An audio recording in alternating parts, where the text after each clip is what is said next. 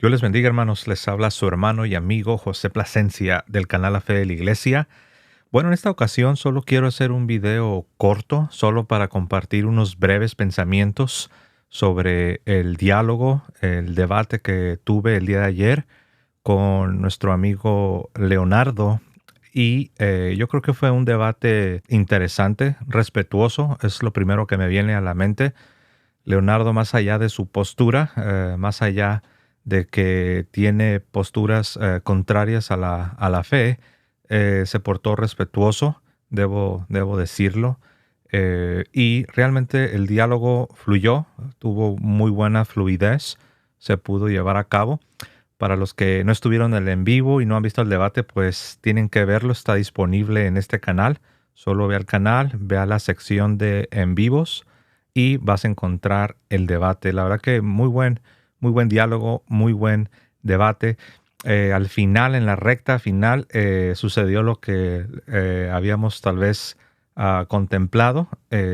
Por ahí tuvimos una falla técnica con el asunto de la internet, pero prácticamente cubrimos lo más esencial del diálogo, ¿no? Yo espero que lo que sucedió pueda ayudar tanto a católicos a comprender más su fe, como a protestantes para que también puedan también comprender la postura católica, ¿no? Y por qué rechazamos ese dogma, ese principio, esa doctrina protestante conocido como sola escritura, que básicamente significa que solo la Biblia es infalible, no el magisterio y no la tradición de los apóstoles, cosa que la Iglesia Católica siempre ha mantenido. Según lo vemos en la misma Biblia, lo vemos en los padres de la Iglesia. Tenemos la autoridad que Cristo le da a los maestros, de ahí viene la palabra magisterio, magistros, magisterio, la autoridad que Cristo le da a los maestros de la Iglesia para enseñar, para evangelizar a las naciones sin error y transmitir la verdad de manera intacta. Ese es el magisterio que sí enseña la doctrina con la guía del Espíritu Santo de manera infalible. Tenemos toda la enseñanza, la predicación de los apóstoles oral, que no quedó plasmada en las páginas del Nuevo Testamento. Y obviamente tenemos también la Biblia, tenemos el Nuevo Testamento. Ese es el modelo católico, es el famoso tripié: magisterio, tradición de los apóstoles oral y la enseñanza de los apóstoles que sí quedó escrita. Muy bien, ¿cuáles son las observaciones que quiero hacer? Es algo breve, es algo sencillo, no me voy a alargar demasiado, pero la número uno que quiero hacer tiene que ver con la pregunta que yo le hice a Leonardo empezando el programa, ¿no? De hecho, creo que fue mi primera pregunta. Yo le preguntaba que cuál es la base para hacer teología, cuál es la base para la teología cristiana. Y él inmediatamente contestó que la Biblia. Dijo que la Biblia es la base para hacer la teología cristiana.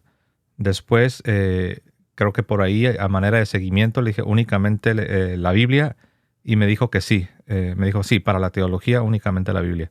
Entonces eso, de entrada, él así lo sentó, así lo dejó bien cimentado. Pero después, cuando yo le pregunté que en qué parte de la Biblia podemos ver en funcionamiento esta idea, este paradigma de que solo la Biblia, no el magisterio y no la tradición de los apóstoles, primero intentó darme unos versículos que hablan de ser fieles a la sana doctrina, que hablan de hablar las palabras de Dios, y eso lo creemos todos los cristianos. Lo creen los católicos, lo creen los ortodoxos, lo creen los orientales, lo creen los protestantes, los evangélicos, los neoevangélicos, los fundamentalistas. Entonces realmente ahí no hay controversia. La controversia no es si debemos de ser fieles a las palabras de Dios. La controversia no es si debemos pasar la sana doctrina. Esa no es la controversia. La controversia es que si ya contestó Leonardo que la base para hacer la teología es la Biblia, entonces se entiende o se espera que en la Biblia se debe enseñar este principio, esta doctrina conocida como la sola escritura. Cuando yo le pregunté que en qué parte se enseñaba o en qué parte la vemos funcionando, nótese que no le pedí que me dijera una línea o que me leyera una línea de un versículo donde palabra por palabra diga sola escritura. No le pedí eso. Dije en qué porción de la Biblia podemos ver en operación, en funcionamiento esta forma de gobernar a los cristianos con esta idea de que solo la Biblia es infalible y no la autoridad de la iglesia y no la enseñanza oral de los apóstoles. Y yo le señalé, le dije, estos versículos que tú has proporcionado no están realmente hablando de lo que ustedes llaman la sola escritura, ¿no? Muy bien, pero aquí el punto que quiero hacer y la observación que quiero hacer para invitar a los no católicos a considerar la contradicción, porque realmente es una contradicción. Por un lado, Leonardo nos dijo que la Biblia es la base para la teología cristiana, pero cuando entonces yo le pregunté, siguiendo su lógica, le pregunté, ok, entonces ¿en dónde en la Biblia podemos ver esta idea de sola escritura? Realmente no tuvo una respuesta.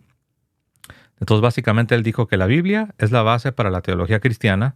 De hecho, en un momento del video, del debate, me dijo que él no necesitaba probar con un versículo de la Biblia la doctrina de la sola escritura, que porque eso es una realidad. Así lo manejó, varias veces repitió que no lo necesitaba probar con la Biblia, que porque la sola escritura es una realidad. Entonces yo le dije, pero te estás contradiciendo. Al principio del diálogo, al principio del debate, tú mismo dijiste que la base para hacer la teología, para ser recibida por los creyentes, es la Biblia. Pero cuando te pregunto que en qué parte de la Biblia se enseña sola escritura, me estás diciendo que ya no necesitas probarlo. Entonces ahí ya vemos un problema. Entonces, punto número uno, hay una contradicción. Él dice que la Biblia es la base para la teología, pero al mismo tiempo dice que no necesita probar con la Biblia esa doctrina. Ahora, él insistió mucho en no llamarle doctrina, en no llamarle dogma. Yo le dije, sí es una doctrina. No, él me decía, es un principio, es un principio, es un principio. Le dije, será principio, pero también es una doctrina, porque en el momento que un protestante rechaza la sola escritura, deja de ser protestante y ya no puede ser protestante, al menos en el sentido estricto. Y de hecho sí lo reconoció, dijo, es cierto. Dijo, no lo pueden negar, no lo pueden rechazar. Y yo le dije, entonces, ¿ves? Que sí es una doctrina, que si no fuese una doctrina, si no fuese un dogma realmente, entonces, ¿por qué habría alguien de dejar de ser protestante al rechazarlo? Entonces, la prueba de que sí es doctrina y sí es un dogma es que en el momento que alguien lo rechaza, deja de ser protestante. Entonces, sí es una doctrina y sí es un dogma.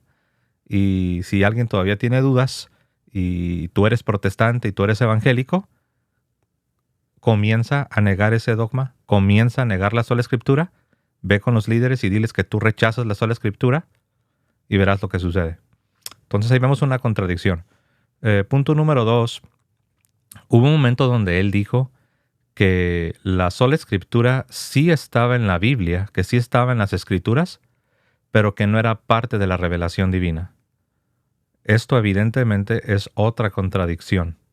¿Cómo es posible que se diga que algo es bíblico, que algo es parte de las escrituras, y que al mismo tiempo se diga que no es parte de la revelación divina? Eso es una contradicción, incluso me atrevo a decir, más fuerte que la primera. Van de la mano. Pero él intentó ahí esconder su contradicción, diciendo, no, dice, yo te voy a mostrar que no todo lo que está en la Biblia es revelación.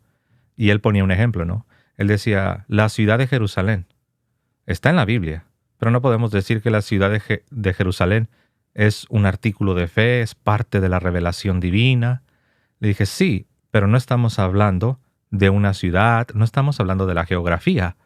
Estamos hablando de una doctrina que para ustedes los protestantes representa el corazón de lo que ustedes creen.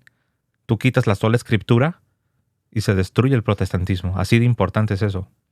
Entonces le dije, no estamos hablando aquí de una ciudad, no estamos hablando de la geografía, no estamos hablando de cualquier cosa insignificante. Estamos hablando de algo que es el corazón del protestantismo. Entonces ahí ya vemos que por un lado dice que sola escritura supuestamente se encuentra en la Biblia, pero por otro lado dice que no es parte de la revelación divina. Entonces, esa es la segunda contradicción que yo noté.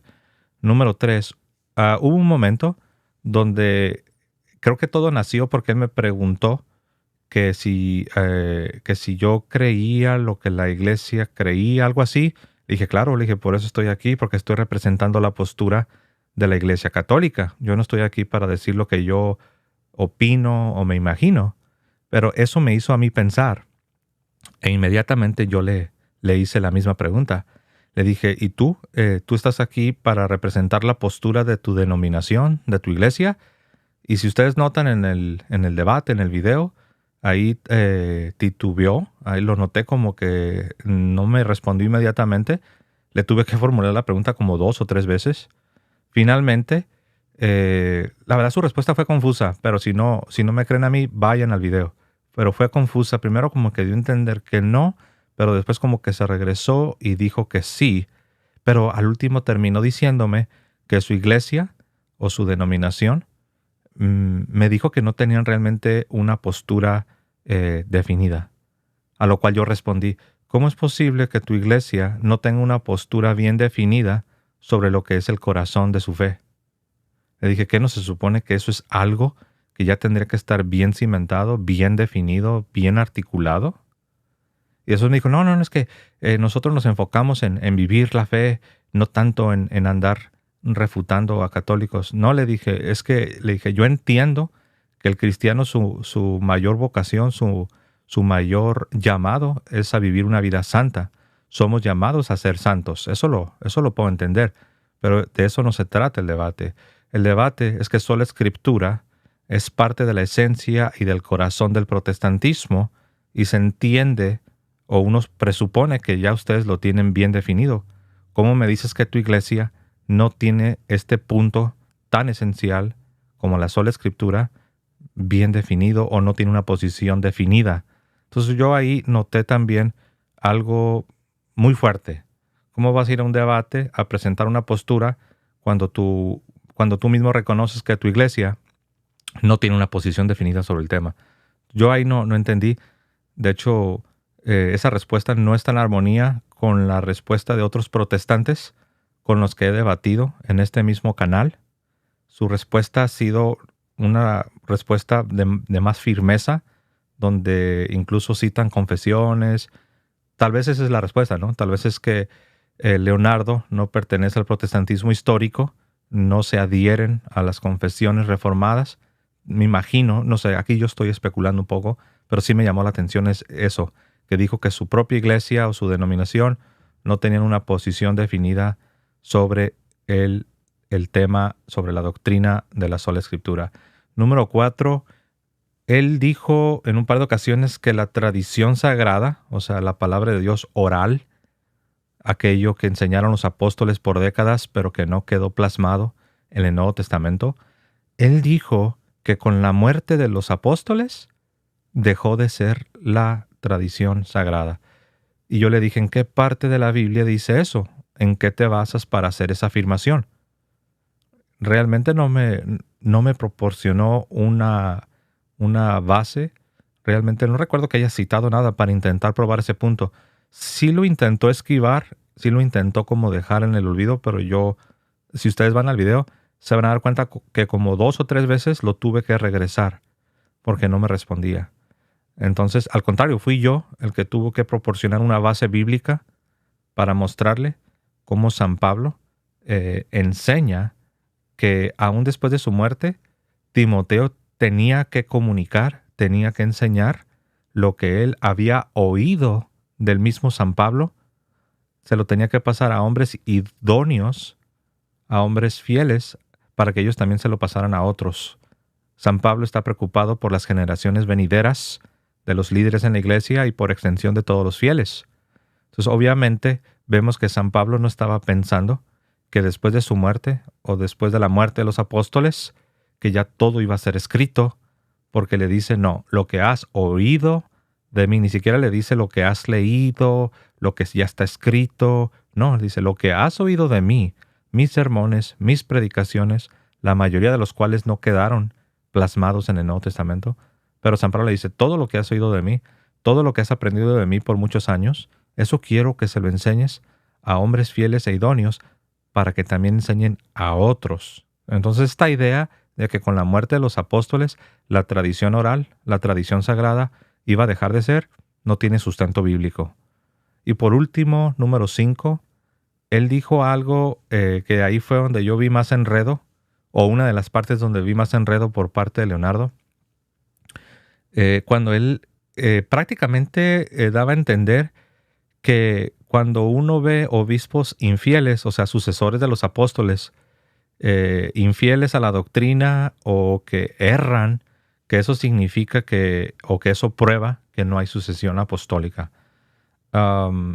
Ahí ya vemos nosotros un error de comprensión, porque una cosa es la sucesión apostólica, que significa que el oficio de autoridad para enseñar, para gobernar, que ocupaban los apóstoles, no quedó vacío, no desapareció, no se destruyó, sino que ese oficio es ocupado por los obispos, que son los sucesores de los apóstoles, para continuar la misma tarea de enseñar, de gobernar, de santificar al pueblo con los sacramentos.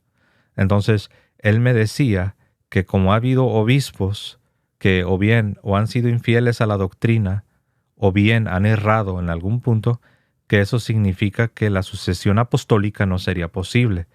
Y el enredo creció cuando él comenzó a hacer preguntas diciendo que si los escritos tenían la misma autoridad que el autor, pero al mismo tiempo me estaba hablando de los escritos de los padres apostólicos. Entonces yo tomé el tiempo de decirle que una cosa son los escritos de los padres apostólicos, que están en una categoría, esos escritos no llegan al rango, no llegan a la categoría de los escritos de los apóstoles, que son los libros inspirados, canónicos, que tenemos en el Nuevo Testamento. Dije, hay una distinción, los escritos no son los mismos. Luego me decía, sí, dice, pero yo me refiero a que si la autoridad de un escrito es diferente a la autoridad de su autor. Bueno, y yo le decía, es que no entiendo cómo se relaciona esto con la sucesión apostólica. Por eso yo me enfoqué en decirle que los escritos de los sucesores, o sea, de los padres apostólicos, no están en la misma categoría que los escritos de los apóstoles, es decir, del Nuevo Testamento, porque unos son inspirados, los otros no. Ahora, no porque no sean inspirados, no significa que no sean importantes. Pero el punto principal que estábamos hablando es la autoridad del oficio de los sucesores de los apóstoles. La autoridad sí es la misma. Es, por ejemplo, el Papa Francisco, el día de hoy, ocupa la sucesión de San Pedro. Entonces, la autoridad del oficio, la autoridad de la silla de Pedro es la misma que Cristo le dio al primer Papa, que Cristo le dio a Pedro. Es la misma autoridad. Pero las cartas del Papa Francisco no están en la misma categoría que las cartas de Pedro, como primera de Pedro y segunda de Pedro, porque las unas son inspiradas, las otras no. Ahora, no porque no sean inspiradas las cartas apostólicas de los papas, no significa que no sean importantes o que no tengan ninguna autoridad. El que no distingue se confunde. Hay que hacer una distinción, pero no significa que porque no son inspiradas, entonces no tienen autoridad en absoluto o alguna otra idea que alguno pudiera pensar. No estoy diciendo que esto lo estaba pensando Leonardo, pero más bien estoy tratando de traer pensamientos que alguien más pudiera tener. Entonces, ahí nosotros vemos en este ejemplo que una cosa es la autoridad de los escritos de los apóstoles que forman el Nuevo Testamento. Otra cosa es la autoridad del oficio de apóstol o sus sucesores, que son los obispos. Y otra cosa es lo que puedan escribir. Son tres cosas. Entonces tienes la autoridad de los escritos inspirados. Tienes la autoridad del oficio de los apóstoles y por extensión sus sucesores, que son los obispos. Y otra cosa es la autoridad de los documentos de los sucesores, los documentos de los obispos. Entonces, si se relacionan, todo se desprende de la autoridad que Cristo recibió cuando dijo: toda autoridad me es dada en el cielo y en la tierra. Por tanto, id y hacer discípulos, bautizándolos en el nombre del Padre y del Hijo y del Espíritu Santo, enseñándoles todas las cosas que os he mandado. Se relacionan, pero no son idénticas. No son idénticas. Pero el punto principal, hermanos, es que el diálogo trajo a la luz, trajo a la superficie varias inconsistencias. El último punto, realmente ahí ya nos estábamos ya moviendo en otra dirección que no es precisamente el meollo del asunto, que no es precisamente el corazón de la controversia. Se relaciona, obviamente, claro que se relaciona, pero no era el punto principal, por eso yo seguía regresándolo. Lo seguía regresando al punto que estábamos tratando, que era la sola escritura, ¿no? De hecho, pues, ese es el nombre del debate, ¿no? Pero vimos inconsistencias. Por un lado se nos dijo que la Biblia es la base para hacer teología, pero por otro lado se nos dijo que la sola escritura no tiene que ser probada con la Biblia. Incluso se nos dijo que la sola escritura no es revelación divina, cosa que los católicos estamos de acuerdo. La sola escritura no pertenece a la revelación divina. Por eso los fieles no la deben recibir, precisamente porque no pertenece a la revelación divina. Pero lo curioso es que él no es católico, él es protestante. Él debería, o uno pensaría que los protestantes van a defender y van a sostener que la sola escritura es parte del depósito divino, es parte de la revelación divina y que por ende los fieles protestantes tendrían que recibirlo y el que no lo reciba, pues queda separado, queda expulsado, ¿no? De hecho, eso sucede. En la práctica sí sucede eso. Si tú eres parte del protestantismo y tú rechazas la sola escritura, te van a expulsar.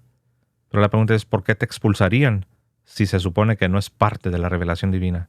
Entonces, ahí hay contradicciones. Por un lado, se afirma que únicamente la Biblia se debe usar como base para hacer teología, pero cuando les preguntas que en qué parte de la Biblia se enseña ese principio o esa doctrina, te terminan diciendo que no te lo deben probar, que no tienen por qué probártelo con la Biblia, o te terminan diciendo que no es parte de la revelación, que de hecho lo hizo más confuso cuando él dijo que sí estaba en la Biblia, pero que no era parte de la revelación divina. Y yo le dije, es imposible eso que estás diciendo.